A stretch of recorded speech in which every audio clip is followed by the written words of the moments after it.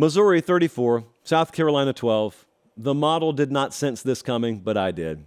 Cocktober is the new thing. Cocktober is done. Cocktober is here. I was talking to Dave Bartu, our buddy on the West Coast, before this game, and he alerted me to the fact that they have Missouri's coaching staff rated top 25. Bartu is a wizard at this stuff. Half the country consults with him, and he is very, very good. I mean, like unmatchable, actually, in the industry in grading coaches on like a 5 million point scale. And Missouri has quietly, Eli Drinkwitz has quietly put together a really good coaching staff in Columbia.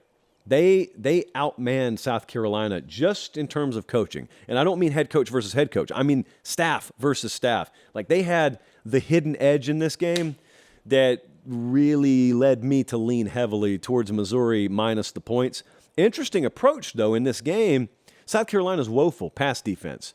And yet Missouri looked at it and said, that's great, and we'll throw the ball to Luther Burden a time or two, but we're fine. We'll just run it down their throat.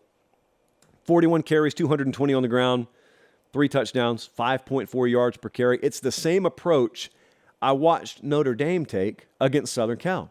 Notre Dame realized really early, we're the physically superior team. Why would we chance it? Like, why would we use throwing stars when we can just throw a cinder block at their head? Like it's fundamental. Just grab them by the throat, don't let go, and there's nothing they can do about it. And that's what Missouri did. Just grab South Carolina by the throat. You know what happens when you grab a chicken by the throat? There's not much they can do about it. Missouri, 6 sacks, 8 tackles for loss, and that was it. And all of a sudden, the drive chart looks terrible. It is a Sarah McLachlan special of a drive chart for South Carolina. Road Rattler was about as bad as Road Rattler has normally been. Spencer Rattler, 23 of 40, no touchdowns, an interception. He's just not good on the road. He's not the same quarterback on the road. South Carolina got to the red zone 4 times. They had 3 field goals for 9 points. Like, that's what they did when they got to the red zone. They're 2-5 now. They've lost their 3rd straight. Pass defense is bad. Pass rush is bad. Running game's bad. There's just a lot of bad on the team. So it sounds like I'm building up to trash Shane Beamer. I'm really not. I don't feel anything different about him today than I did last week. I've seen in the past, and I think we're going to see it with this team, I've seen in the past where you're at the midseason point, okay, and let's say you know a team is bad. Freeze your opinion of the head coach right there. Don't keep lobbing on, and that's probably not the right term, lobbing. We don't know what that means. Don't keep piling on, because what you have is you're beating a dead horse, and you just keep beating the thing, and all of a sudden, you've built this idea up in your mind that a coach is the worst in the history of God's creation, when really there's nothing more he could have done. Like, it doesn't get any worse than bad. And after mid-season, if your season's just not going to be what it's going to be, if you don't have the horses, you don't have the horses. But they don't get any worse than what they are. It's just the result keeps presenting itself over and over and over again. And you can trick yourself into, turning your opinion and your rage up 20% more every week. That's not the way to go about this. I know it's not going to be a fun rest of the ride.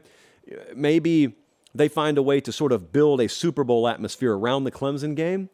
I was talking to Neuheisel about this when he was the head coach at Washington one year, and they're out of contention for everything. But he said, we had 3 games left, and they were all against teams in the Northwest. So we built a little mini trophy, and we just said, we're going to win the Northwestern Championship. And he said, it was so simple. It was so juvenile, but it galvanized the locker room. If you feel like you got something to play for, even if you have to create it in your mind, do it. I think they'll be able to do that there. I hope they will. Missouri is deep and they're physical, both lines of scrimmage. It's not an accident this stuff's happening. Luther Burden is a dynamite wide receiver 1. Defense is playing their best ball of the year over the past 7 quarters. They've given up 19 points.